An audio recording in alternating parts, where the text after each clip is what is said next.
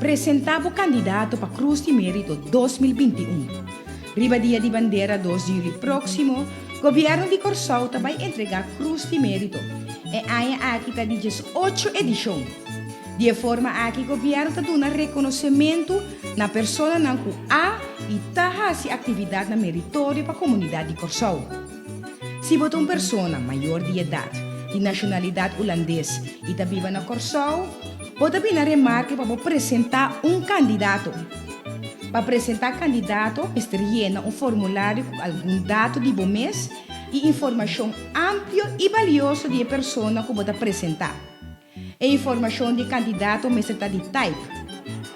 Por entregar o formulário para mais tardar, exclusivamente via correio eletrônico cruzdemerito@governo.cv e setor de cultura e deporte lo recebia aqui. Por download o formulário for o sítio web de governo está www.governo.cv. Também por fazer a petição na cruzdemerito@governo.cv ou chama para mais informação na seguinte número de celular entre 8 de manhã para 5 da tarde. Vão reconhecer mérito de nós mesmos e põe como exemplo vivo para nós mesmos e nos unam por seguir.